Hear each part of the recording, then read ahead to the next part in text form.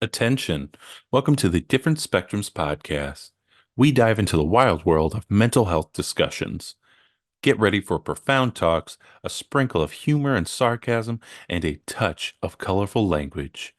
Just a quick heads up, our show reflects our individual opinions, which may not align with the standpoint of the podcast, our featured guests, or any related corporate entities. Our mission? To illuminate through laughter and satire because everyone needs a good chuckle.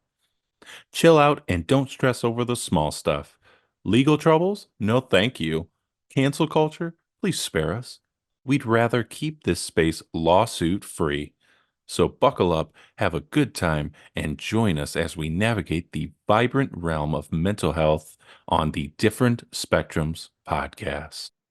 Today's episode is sponsored by BetterHelp. BetterHelp connects you with a licensed therapist who is trained to listen and give you helpful, unbiased advice. By using our link, you can get 10% off your first month of therapy. So, Naz, as a therapist on BetterHelp, what has your experience been like? I've been doing it since January 2021, and it's been really fun and exciting. I've been able to reach clients all over the United States and the world. I've had good relationships. I've had folks that I've had for a couple months and a good handful where I've had for almost 2 years now. So it's magnificent. I've enjoyed my time and my clients. I love them. Awesome.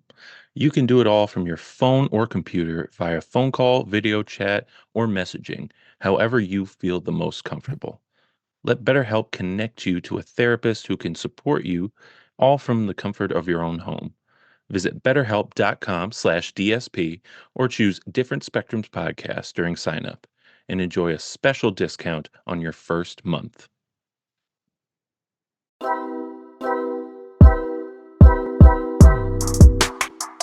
Hey everybody, we back again. We're back and we're live. Venus? I'm Spencer, and of course that's our licensed clinical therapist, Nas. Intrusive thoughts, Nas. God damn it.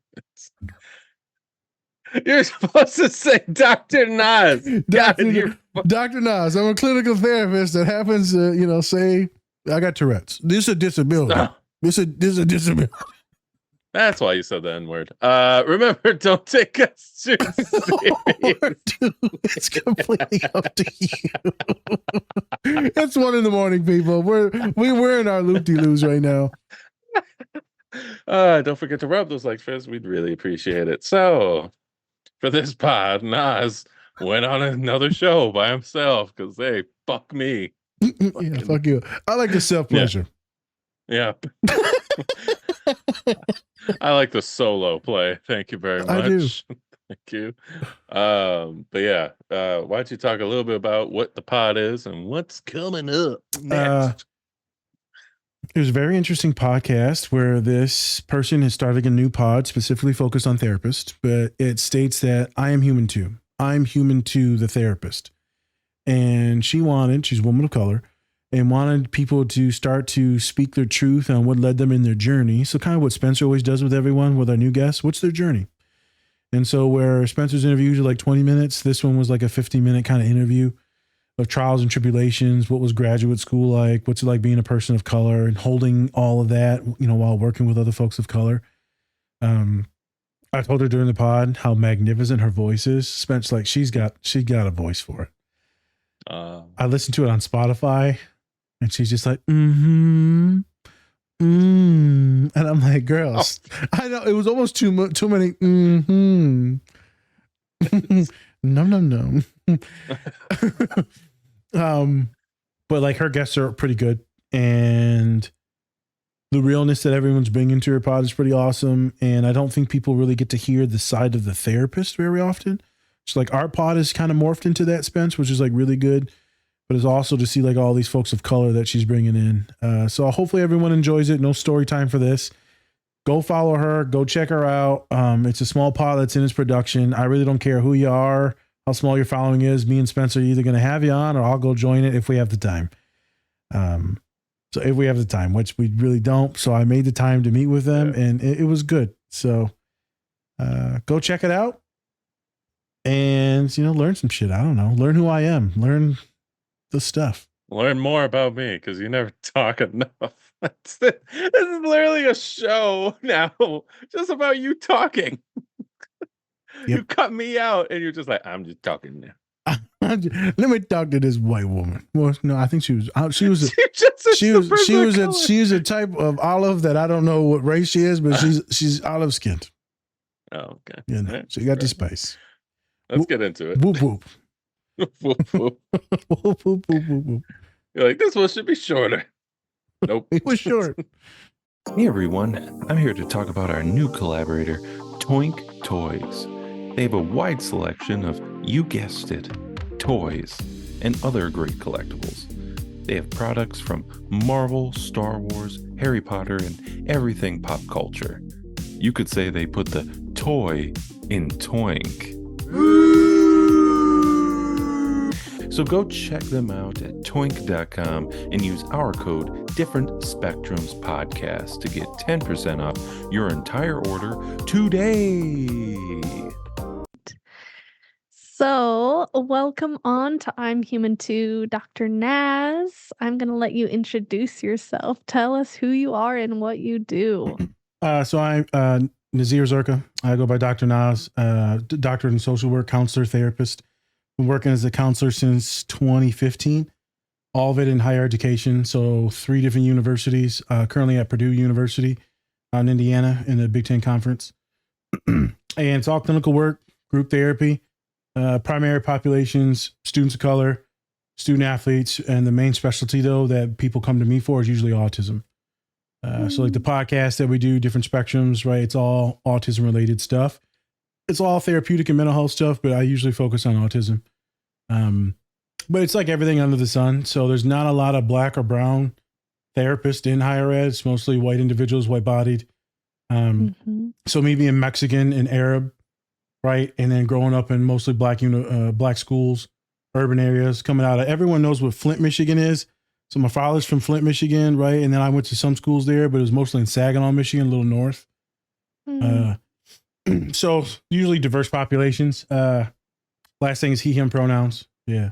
So that's the introduction. Yeah. Whenever I make this face, I'm being funny and weird. FYI. I'm here for it. I'm here for it. So that is a lengthy resume. And it's impressive. You are holding space for such important individuals, for important topics. What has that been like for you? How has your own story influenced how you've stepped into your career, your work, the people you work with? It's weird. So you're working. It's weird. It's awesome, but it's weird. So you start off as a therapist, and I was going to undergrad. Well, for one, I didn't even know I was going to college, but I happened to be a big boy at like 6'2", 320 pounds in high school on all these really awesome football teams. You get football scholarships and recruited, right? And then you're like, oh shit, I guess I'm going to school. And then I was like, oh, I'm pretty smart too. So I got some scholarships for academics. You know, I was thinking about medicine. It's like, nah, I like muscles. So I'm going to work with muscles. So you go into physical therapy. Then I got a double major in that time. And so then I couldn't get into physical therapy school because the GPA wasn't that 3.8 that I needed. It's like that 3.4. Not good at writing papers, dyslexia, pretty bad, right? It's just hard to read and write at times. So then it parlayed into me applying to a social work program, started working, and then immediately you get in this mentorship. And your professors, right, your awesome black women are talking to me and like, yo, you got a shot at being really good. Because the way you talk, the way you carry yourself, it's very authentic, a little inappropriate at times. Because most people center themselves, even if they're of color, around whiteness, and they assimilate, they give up all that stuff to act very professional, right? I'm not doing that. Well, some of it's because I'm autistic as hell, and I'm like, I'm going to be me, and I'm not going to code switch. And they're like, well, it's going to cost you jobs. Well, I'm like, okay. But then you end up interviewing at these places where these awesome people are like, we're betting on you because you seem awesome. Even though there's some other things. So the degree has changed. Who I work with has changed, right? Because it's focused primarily on certain students now. But holding space, the reason why I tell you about these people that have groomed me in undergrad and then grad school, it's because like, dude, you got a shot at being someone. You need to act a little bit better. You need to work a little bit harder on your papers. Because the first semester I was like getting D's. I'm not good at writing, so I had to put in a lot of effort and edit things like 9 times. Go through it 9 times. And she's like, you're going to heal a lot of people just by being you, just by being brown. And I was like, that's not true. She's like, no, it's true. Fast forward, I'm like sobbing in the office when she's telling me this. But she's like, you need to do better. She's also like, you need to remember, you need to talk a little bit better too, dress a little bit better. And I'm like, but I don't want to do that. Well, she's like, you have to because you're going to sacrifice all these other people healing. You got to give up a little bit of something. So a lot of identity stuff. And then now it's real. I just got done working with a bunch of awesome, beautiful women of color, Latino women. And one of them, I was like, girl, you need therapy. She's like, nah. I'm like, and she's like, all right. But it's true. I was like, girl, send me an email. Send me an email. Yeah. I know we're here talking about your friend. You need to send me an email. It's magnificent. People heal from you. And you would think that because you're a big boy or like masculine dude, like maybe they won't, maybe they'll be scared to talk to you. Nope. You actually end up healing people on a lot of gender related issues because you are a male that's connected, emotional, kind, empathetic. You're not sexualizing all the other things like other individuals are. You keep showing up. You don't reject people. So it ends up healing a lot of wounds because of my gender, size, masculinity, and ethnicity. And then you throw in socioeconomic status in it. Then you throw in like autism in it because I'm open with that. So that way they don't think autism is like the kid eating Legos.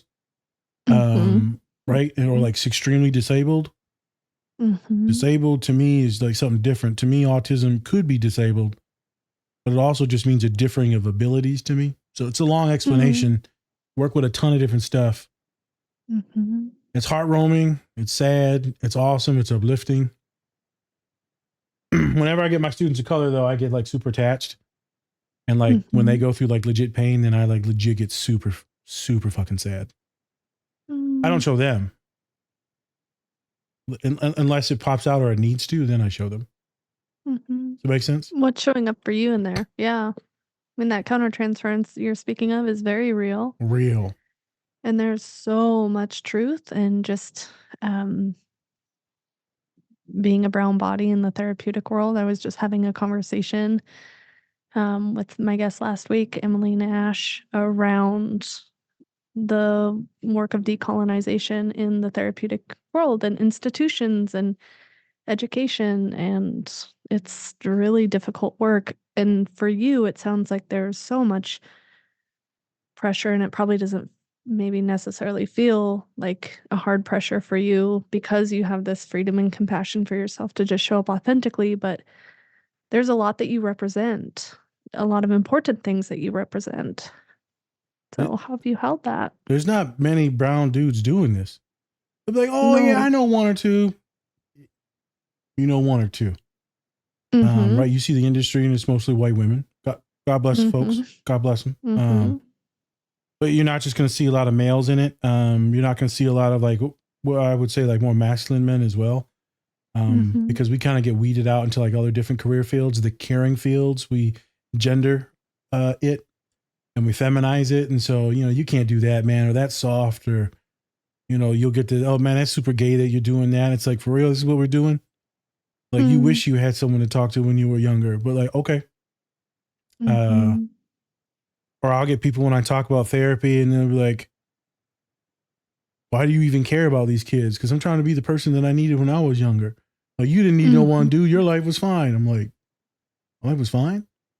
I was depressed as hell. I was suicidal as hell. I was autistic as hell. Didn't fit in with anyone other than other autistic kids.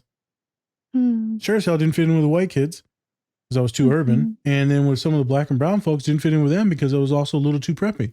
So you never really fully fit in. And you see a lot of our other black and brown clients too. They're either not black enough, not white enough, not brown enough. They don't speak Spanish, or they're not Mexican, not Puerto Rican enough, not Spanish enough. You see it. And like no one ever fits in. And so it's super isolating. And then they meet me and I'm like, what's up? And the kid's like, what do you mean what's up? I'm like, you fit in with me because I'm weird. And they're like, well, I don't ever fit in with anyone. Well, I like you. And we're going to have to find you some other weird kids too. So it's like a cool healing when you're authentic with clients, because that allows them to be authentic. But if the therapist is like super centered again around professionalism, which is centered around whiteness, then it gets weird, man. Super stuffy, super dry. And so this authenticity thing, you're starting to see more counselors doing it now, therapists doing it now. Like with the old school stuff is like, nope. It's never centered around my issues and like stuff, but I talk about family, trials, tribulations, because folks of color use stories. We learn through stories, right? It's passed down to the generations through stories. And so I'm like, that's not in the books. Like there's not a lot, there's case studies. It's not a story.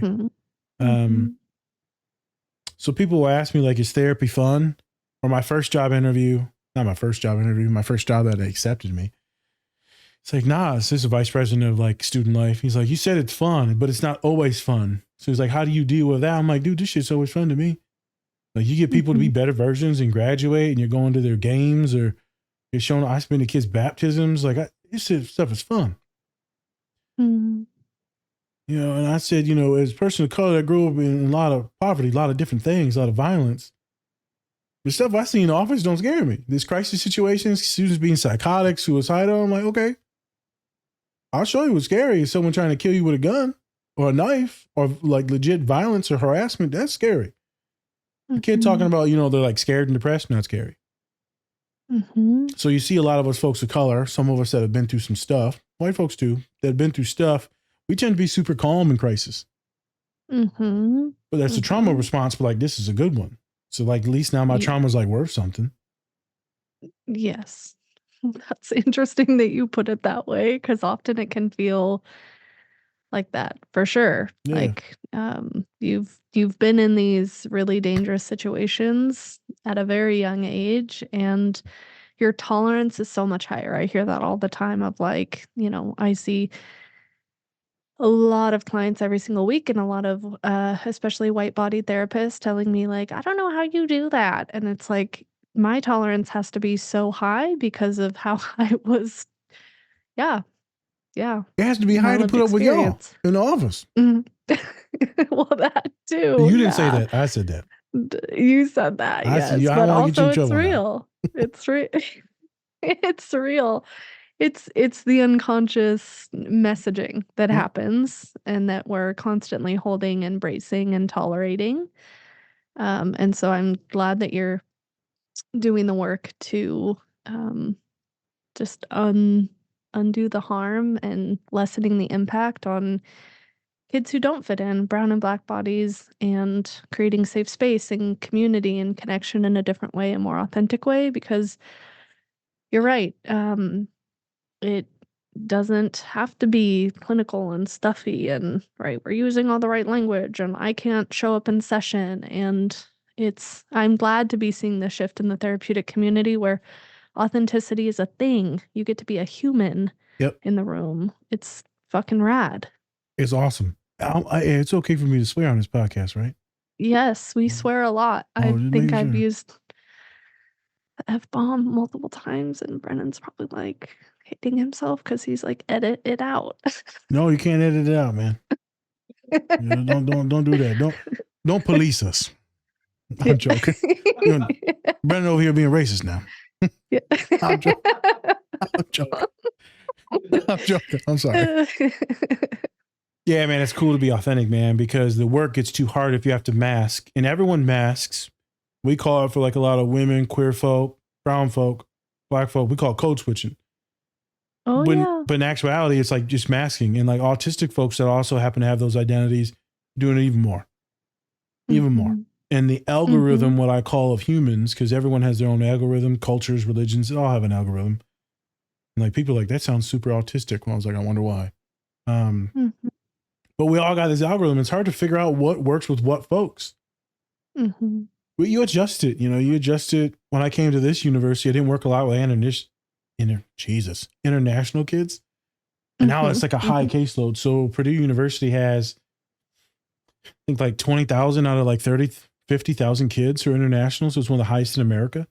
Holy shit. Yeah, it's pretty high, very diverse. Like some folks will be like, man, school's super white. It is. because it's less than 1% black. And I think it's like, ooh, I don't want to misquote it. I think it's like 5 or 6% Latinx. So it's not very high either. And then international is like really high. But the international stuff has a lot of different ethnicities in it. But like I didn't know any of those issues, and you learn and you grow, and how you get, really compassionate. Talking about these visas, talking about deportation, you're talking about so much crazy stuff. You're talking about how these teachers and professors own them as PhD or grad students. You get into a lot of weird stuff now in higher ed. So earlier you said, like, what's it been like? It's been pretty cool. It's been pretty cool to be the only brown male in our office, but it's also like super sad. I've had a higher rate of black and brown bodies, doesn't matter their national, what nationality they are, in the last couple of months. Brings me a lot of happiness and joy. Oh, recently, I'm going to talk about this. This is fun. So recently, you might have seen it. There was a post going around social media about all these black individuals that are going to NASA. They're working at NASA, and it was like all the natural, beautiful bodies, the hair and all that stuff. It's going around everywhere. And boy, I thought about one of my clients because they're getting ready to go get this job at NASA. I'm like, man, it's going to be you. And I said, you see it? And they said, yeah, I saw it. And I said, yeah, we're working towards. But we're fighting racism, we're fighting depression, we're fighting anxiety, relationship. Like there's so many different things. So to be that person that is the one getting people to like this next level, bruh, to be that person that should be dead or in prison that's getting people to the next level is like unfathomable. Yeah. How do you hold those rough days? Like, I mean, myself as a therapist, there are some really good proud moments, and there's also days where I'm like, what the fuck am I doing with my life? Who am I to do this work? So, bro. Like, let me tell you real quick. No. I'm here. The narcissism will come out now. Let me tell you how good I am. It's never a confidence issue actually these days. That's been rooted out through supervision and through magnificent women that have gassed me up. I know I'm good. My clients tell me good. My supervisors told me good. There's no wavering confidence at all. What gets hard is when my clients get hurt or abused or assaulted under my care. Now that makes me hate everybody. That makes me hate the world. That makes me think that, Thanos and Marvel was right and we should just destroy half the world. That makes me think that we should restart. And it's really hard for me to regulate when they get hurt because I get very protective. And it's, all humans, we get close to folks. Those in the spectrum, though, like the bonds are intense. And you work with someone for 1, 2, 3, 4 years, and now you're getting them to graduate. But then a story comes up and they throw you off and you're like, damn. And then you got to sit with it. And you can consult about it, right? But it doesn't matter because the pain's already done to them. And then you get them out of it. Yeah, it's tough. Those are the tough days when you hate the world. Or when you work with a student client, like multiple sessions, right? We're working on so much stuff. We're doing better. And they say, hey, Niles. What? I've been meaning to tell you something. I haven't wanted to talk about it for a while. It's really tough. I'm like, I already know what it is. And I know it's going to be a trigger warning for some folks. It's going to be an assault. And it is. And it's like, Jesus Christ, man. How is there so many people at this high rate? Those are the things that get me down. Is the loss in like feeling like humanity is even good. Like, what's the point? But then I get these bright and shiny stars that remind me that this is why I'm doing it. I get my students that are like so human and innocent and awesome and wonderful and like shiny. Like warm entire room and campus. Well, like me, I'm not the best person. Like everyone you talk to, like I'm not the nice person. I'm a straight up asshole. And people love me and I'm kind and warm and I'm funny, but I got a lot of sarcasm, a lot of jokes, right? I push people pretty hard therapeutically. Like I'm a very interesting individual. But this, like, just to sit with you and the kindness and warmth, like I can give it off and I do give it off and people heal around me. But there's certain people who are like, we need to protect this one. This is like the one. And so I've had multiple of those throughout my entire career. This year I've had multiple come in. Here's an example. We're doing the end of the semester stuff, right? So we're just meeting people once, doing an intake, and kind of referring you to like people for like the summer. Well, there's been a handful. I'm like, I'm gonna meet you again next week. I'm gonna meet you again the following week, and we're only supposed to see people once every 2 or 3 weeks. Mm-hmm. But I'm like, there's something here. Mm-hmm. Can't explain it, but there's like something here that we need to get you to the next step. Mm. So those are the humans that I look for. I look forward to. Some of my favorites are graduating this semester, which is like fantastic. One of them, we're going to buy some. I'm going to buy some sweets in town. We're going to eat some cheesecake. And I said, "Girl, we're going to cry our asses off. She's like, "I know." She already started crying. I said, "Just wait. You don't cry now. Yeah. Well, let's wait till we get the food. I'm not eating in front of you. Time and place. I'm not eating in front of you." I said, "You going to eat this goddamn cheesecake. This shit's expensive." But like that's what I look forward to is seeing people graduate. Yeah, I think there's definitely a large importance when we can see even therapy as seasonal, not the ultimate fix, right? It kind of shifts perspective to I'm broken to I can heal and I can be empowered to be able to hold myself. And I do long-term attachment work, so I'll see people for years and years and years. And so that moment of graduation is like, okay, you are stable, you're standing on your own 2 feet, you've done large attachment healing, and that's incredible. There's nothing like seeing someone who can feel like they have life and they can tolerate life and they go from survival to thriving. It's beautiful. Yep. Mm-hmm. FY, does anyone ever tell you got a lovely voice? Thank you. It's like this is the podcast voice. My co-star has a podcast voice, and I'm like, you bastard.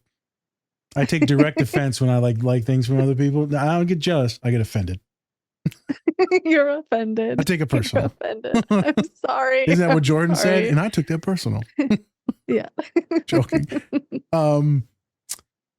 Real quick, something that you said I wanted to vibe off of. And this isn't me like messing with you or anything like that. So I like to go about it in a different way because I had too many people saying I'm broken. Mm. And then I was like, well, we're going to fix you. We're going to heal you. We're going to patch you up, Humpty Dumpty, all that stuff. We're going to figure it out. Well, now I'm like, no, you know what? You are broken. And we're all broken. Tell me more. We're all broken. And I think I agree with that. Fixing and healing stuff is awesome, but it doesn't mean like you're going to be perfect or unbroken.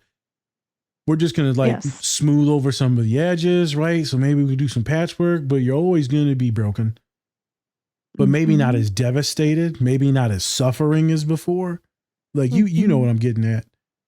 But like this unbroken thing with some of my clients, because like my clients neurodivergent. You're not changing this neurology. So you're going to be atypical from the rest of the path. You're going to be different. You're never going to be normal. I don't even know what the hell normal is. Yeah, please define that. I know. Well, it's going to be centered around whiteness, but that's a different story for a different day. And I always tell my students, say, yeah, man, you're still broken, man. You're going to have some anxieties. I always like to go acceptance. We're going to accept that this, and this is going to be you, but it's going to be a lot better. And you're not going to be just surviving, like you said, right? You're going to be a little bit thriving. You're going to backslide. We always plan for backsliding. So that's not just addiction issues. That's like in all mental health issues. So I've seen a lot better results when I'm working with my clients, and I mess it up all the time. I'm like, I said it today. I was talking to these awesome women. I was like, you're not broken. I was like, damn, let me rephrase it. Y'all all crazy as hell. But you're magnificent and wonderful and strong and caring and loving. And that's why all of you are in this room right now talking to me about certain issues. And so those broken bits, sometimes we find the beauty in the broken bits. I'm not saying we're grateful for trauma and all that because people get offended about that. But like in the brokenness, you find a lot of beautiful stuff, and striving for that perfection of whatever the hell that is, the Barbie, that's just going to make you feel like shit about the person you are now. So how do we create change without also carrying nothing but shame the entire time? Mm-hmm. So I've been trying to change the narrative around folks being like, broken. I'm broken. Your therapist is broken. Yes, I would agree with that. The messy, complicated. Well, complicated. Yes. Yeah. I read this thing and it was talking about how there's this art in, I think it's Japan, don't quote me, where they'll break pottery and then they put it back together with gold solder. Yep. And so it's this idea of like you can be broken and you can be put back together in a way that is more beautiful than it felt before. And it doesn't mean that it's perfect or that you can't see where you shattered, but it just is supported in a different way. Yeah, and my clients get so irritated with me because they'll be like, I was doing so good and now I'm not. And it's like, well, there's no progression without regression. Like we go forward and then we have to go backwards. And it's this complicated game of just moving through life with compassion and acceptance. So yeah, Patience and kindness. yes. So hopefully none of my clients will see this before this airs, but my crescendo when they graduate is, I get into my voice and my emotions and I'm like, I just need you to be more patient, more kind. And like, I'll keep rephrasing that in different ways. More patient, more kind. You ain't gonna take no shit from nobody because I done taught you better now. You ain't gonna let no one fuck this up. But you got to be very patient and kind to yourself moving forward in almost all circumstances. And everyone tanks. Because I'm also letting them know, like, you got it. You just got to do these two things. And you got it. Yeah, I'm pretty sure it's Japan that does that. You see it in a lot of the samurai art and stuff like that, where it's that gold. You're right. There's a lot of beauty in it, man. I used to tell people, I still do. So do you like fruit? I'm super weird. You like fruit? And they're like, yeah, I like to mess with people. Yeah, I like fruit. You like apples? Yeah. Bananas? Yeah. Got bruises on it sometimes, right? And they're like, yeah, you eat it with the bruises? I pick around it. Well, yeah, but you pick around that banana and like it's still good, right? So you mean to tell me that something's bruised and damaged is still really nutritious and sweet as hell? Oh, okay. So what about you? Still got a lot of love, life, willpower, all these wonderful things that are inside of it. And it's still sweet as hell, even with the damaged and bruised bits. Still sweet as hell. I love that. I'm stealing that. Remember, you got to put the sweet because, right, it's overripe. And it gets sweeter and sweeter. Some folks ain't going to like it, because, the damaged bits and you're too sweet. I'm a diabetic, I'm thinking like then you get banana bread. Yeah. You toast that bitch up. I'm a banana bread. I ain't gonna lie. I eat the banana and my toe gonna fall off. Oh, you're not my type. Yeah, that's fair. That's very fair. Oh my God. So I'm really ADHD with a lot of stuff. Random things. So I think a lot of things in movie clips, hence our whole podcast is movie clips and how people visualize, folks on the spectrum visualize everything, right? And so when you said like the backsliding, I think of Alfred from Batman. And he says in multiple movies, why do we fall? Do you know why do we fall? No, tell me. I'm waiting. Why we fall? You don't know why we fall? There's a million different answers to that. Are you looking for a specific answer? Well, Brennan got something. Huh? Do you want me to, can I say it? Yeah. Yeah. So we can pick ourselves back up. Yep. So you can learn to pick yourself back up. You got it. Okay. Why do you fall? So you can learn to get back up. That's it. Okay. And so I'll center a lot of conversations around that. I'll also center conversations when students get like nihilistic, clients get nihilistic, and life is just falling. You're always getting back up, ain't you? You always get back up. What's that about? Well, I'm tired and I don't want to do it anymore. Okay. You don't want to do it anymore. I get it. You're tired. Life is hard. Life sucks. Life is bitter and it's just a shit slide all the way down. But man, you know what the bottom is. You know what the bottom is. This is your reference. So imagine if you do ever get to like contentment or happiness, you will be so grateful and in such ecstasy, you will cry in happiness and joy. where everyone else is so habituated to this privilege and this kindness, this awesome, the loving family and money, and they go to college and everything works out, and they face a little bit of crisis, little twist their ankle, metaphorically. Mm-hmm. And Mm-hmm. you're devastated, suicidal. The kid, man, you should have been quit, committed suicide, things like that, right? But here you are, resilient as shit. And you're on your way to being happy. You're doing therapy, meds, got better relationships, maybe you're not using drugs and alcohol as much. But, you know, they're like, oh, it's boring, or oh, it's this or that, or it's really hard, but man, you're almost there.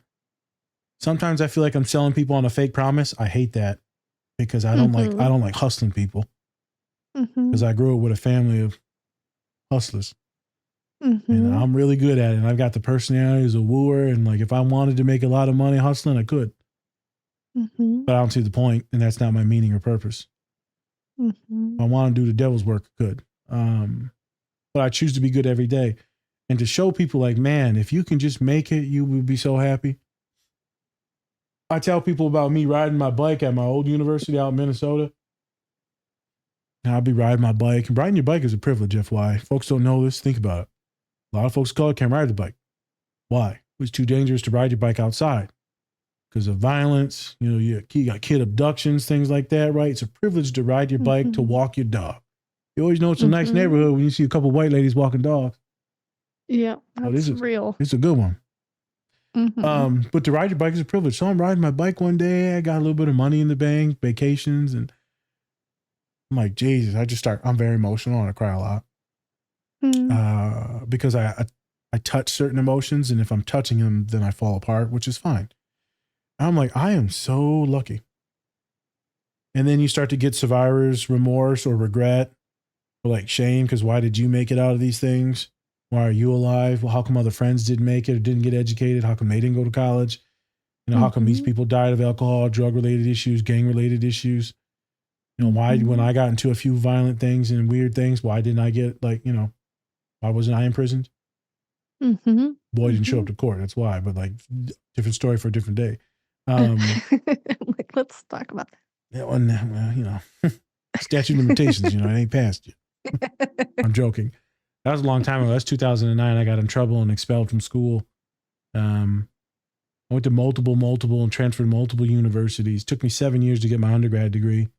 Then the master's was 2, then the doctorate was 2. So I always tell students, man, I'm dumb as shit, man. If I can do it, you can do it. I say the same thing. That's real. Bruh. It's resiliency. It's not about like how smart you are. It's how many times are you willing to get back up? How many, or do you have people to help you get back up? Yes. Because I did not do this on my own. Right. I told you about the mentors that I've had, pseudo therapists, my father that was incarcerated from 4 to like 13, something like that, you know, 8, 9 years. Right. And then he comes out of prison and everything just changes. And like, you got someone to believe in you. And you're like, oh, maybe I can do this. Maybe I am smart. Oh, maybe I can be an athlete. Oh, okay. Like, I got a shot. And then you go to college and then people are like, you got a shot. Some are like, you're trash. Some look at me like, I've seen those looks. My entire life, I've seen those looks of disgust because of my behavior, personality, writing. Like, I've seen it. And then they see me a couple years later and they're like, oh, they look at me like bright-eyed, like, you? I've had friends say, you're a therapist? I'm like, damn, bro, why you say that? Well, you know, it's you. What's that mean? Yeah. Well, you talk a lot of trash and, you know, you weren't always the like most loving and kind. I was like, well, you must not know me that well. Because them boys, my quarterback, my running back, a couple of my offensive lineman boys, my Chicanos, right? I'm like, we're close. We would literally kill for each other. But you like a tertiary friend, you know? And I apologize too to some folks because I was toxic. But when you grow up in this environment of all these black and brown bodies, you're just talking shit all the time. All the time. You're roasting. I do it now. And it's always in my personality, right? I'm roasting people. Even in session, I'm roasting people. My intern, I just gave her a lovely card. Like, you're awesome. You're magnificent. I put in with my mentor slash therapist said too in a book called The Seussisms. Dr. Seuss, but it's the best ones. Oh, nice. Seussisms. Have to check that out. Okay. Magnificent. So it's my gift to most of my graduating folks, or all the places you'll go, or the Giving Tree, depending. I love the Giving Tree. Yeah, Super sad, but good. it's good. And It's a good cry. Right. So I wrote some stuff in there, and at the end, this is in group therapy. My intern, she's graduating. I said, "Hey, I put my heart and soul into this. This is some of the best writing. I'm just talking out of my mouth now, side of my mouth. It's some of the best writing I've ever done." She's like, "For real?" And everyone's like in group. My one boy who knows me, he's like, "This guy's a piece of shit." And I said, "I want you to read it out loud, girl." And she reads it out loud. It says, "P.S.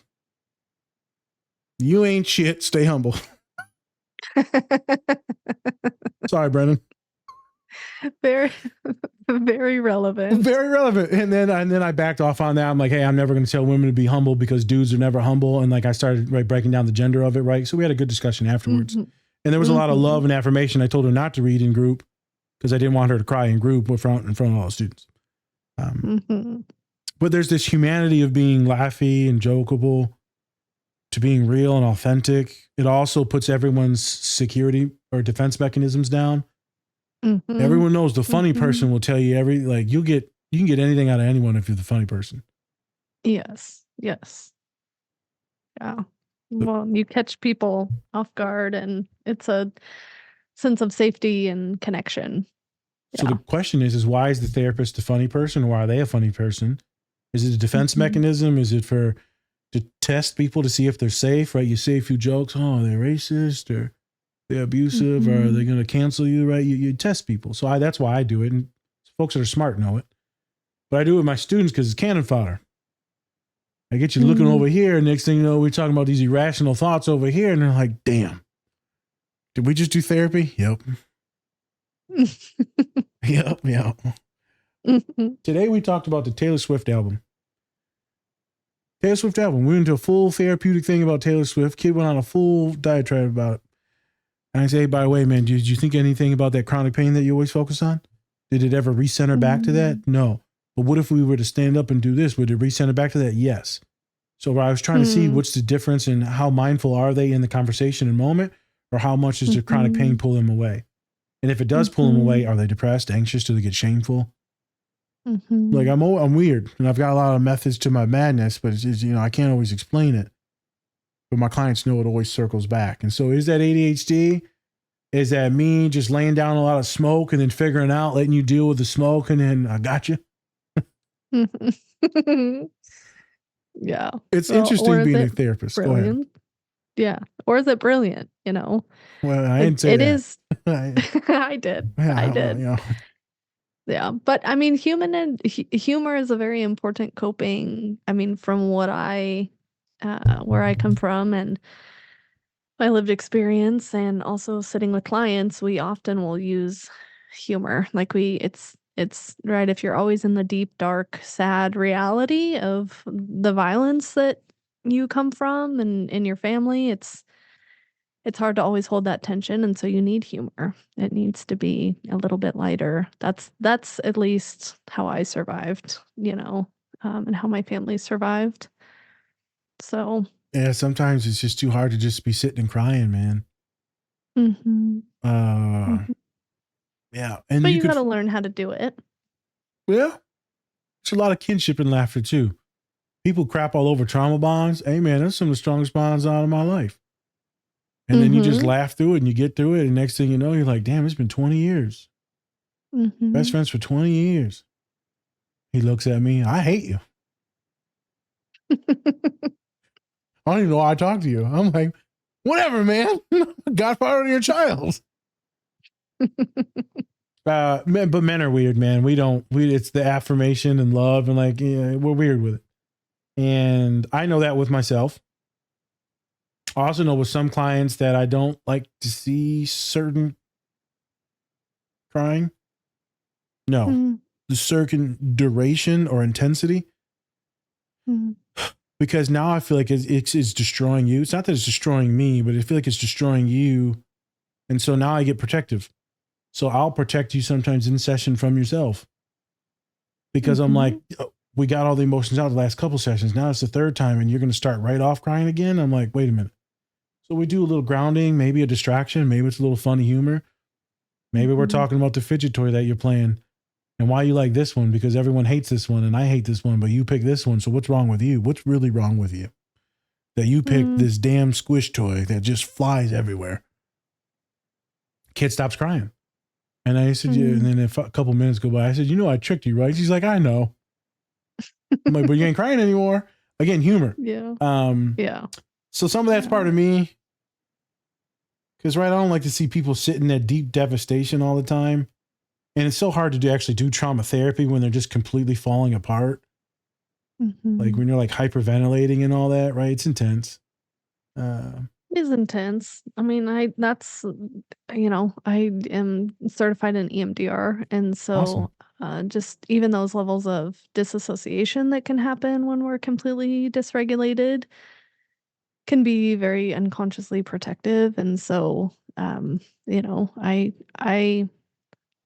I couldn't tolerate only doing talk therapy because it put me in a position of feeling so helpless, and a feeling of powerlessness when I were ruminating on the same thing again and again and again, or they're so dysregulated that we can't even get through the thing that they want to work on.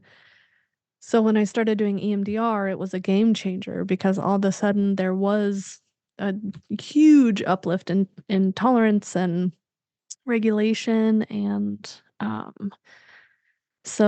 and it was easier on me too emotionally. I didn't feel so much responsibility to help people regulate or move through something. It was like I could hand it back to them around, we're going to do guided imagery, we're going to do breath work or whatnot. This is what we're doing. And this is a setup to reprocess so that you can be in your body when we talk about these things. And it made a big difference because For sure. it's so hard sitting with clients who didn't get the attunement or the parenting or the attachment or the safety that they needed in order to be able to be structured or stable in the ways that they want to be. So being able to hold that is important. That attachment stuff, right? I mean, you got folks that are hurt from all the childhood stuff, and like you're that regulating person, that new anchor. I call it unconditional positive regard. Depending on the client, I'd be like, "Hey, man, it's love. This is what we call intimacy. This is what we call this agape, this platonic love. And I'm trying to show you how to heal by showing you this, the kindness that you didn't get. And so you're slowly building up that ego strength and the identity to being like, oh, I do have some value. Like, yeah, you do. And so that can put me in some weird positions too if they look up to me in like certain roles. But we talk about it. If you're a really good, sharp therapist, you talk about it. You bring it back to the room and the relationship, the identities, the conversations, role modeling your relationship but with their relationships outside of it. But the word is like love, man. And you're trying to show people how to do it. And if you don't name it, then how do you even get them to identify what they need to do with themselves or other people? So it's this thing with intimacy. And so like that can only get you so far because sometimes the trauma and all that stuff, and they're so deregulated that they can't even hear the words. And if they internalize the words, they deregulate even further because now you're invalidating their feelings of, I hate myself. I'm worthless. I'm terrible. I'm broken. I'm damaged. I'm ugly. I'm fat. I deserve to be hurt or violated.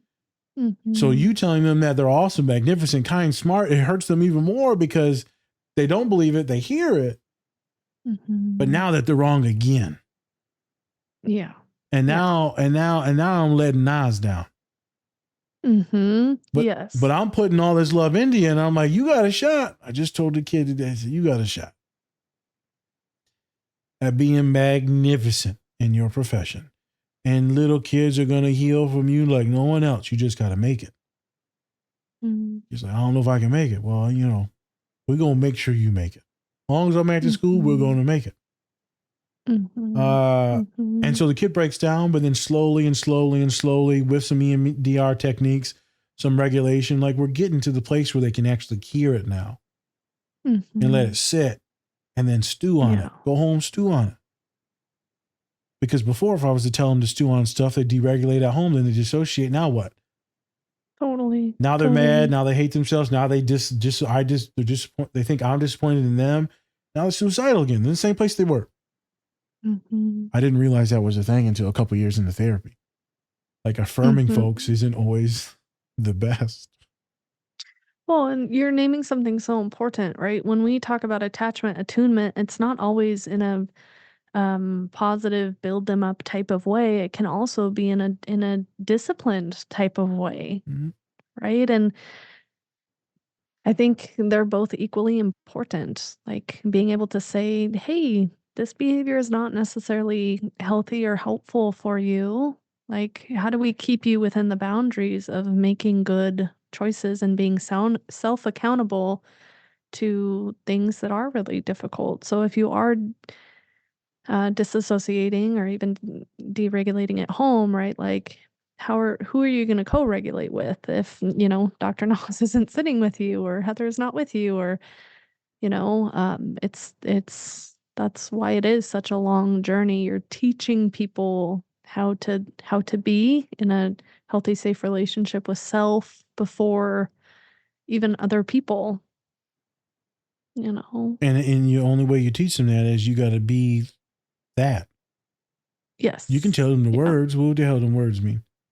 What am I going to do with some cognitive therapy? What am I going to do with challenging irrational thoughts? They need to see it in the office. Through stories, through their stories, right? Maybe through some of your stories, through guided imagery. Through presence. There's ways to do this. And it's not just CBT. It's not just DBT. It's through your humanity they heal. Yes, say that again. Through their your humanity they heal. So some folks will refer to it as a soul nerve. So that's a thing I've heard from some Black therapists. It's through that soul, that nerve they regulate. From person to person, they're that anchor that they regulate. It grounds them back into reality. The soul nerve is also, right, we identify as the vagus nerve. So, that's the way we think about it. Your podcast is I'm Human Too. Okay. We was talking to this dude named Dr. Corey Yeager, was the therapist for the Detroit Pistons, so one of my favorite all-time teams. And now he's working with the XFL and the NFL and stuff, doing wellness programming for them. And I explained something to him. He said, "You're a wounded healer." What was that? I was like, it makes sense, but my dumb ass. What that mean? He said, "You're a wounded healer, dude. So you've got wounds, but you're also healing other individuals, and those wounds are part of the story. They make you real. They see that they can be just like you because they're wounded too. So everyone is healing." I heard someone on Threads the other day. When is too much healing like too much? Or is there too much healing? Or can you meet the pinnacle of healing? I was like, I don't even know why you're asking that. You trying to get likes right now? Like, what are you asking, man? Yeah. See Maslow's hierarchy of needs, please, and be dismissed. Yeah. I'm like, yeah, there's a lot of healing that can happen. You're always trying to be better, but not being hyper-focused as OCD about it. But there's always something to like heal on, to work on, to think about. Growth is infinity. We're always growing and always learning. There's new challenges every day. There's new stresses every day. But yeah, man, the people heal through your humanity, and I think my colleagues and coworkers,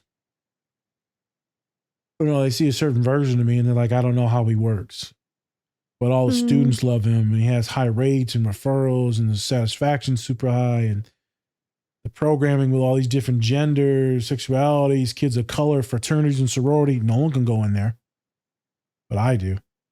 But no one else can go in there and get the turnout or the clients to come in, specifically males, cis males. So something I'm doing is working. So what is it? It's the authenticity and humanity. It's the inappropriateness. It's a few swear words here and there. It's letting a few students like see when I talk about my mother dying that they see me get choked up like now.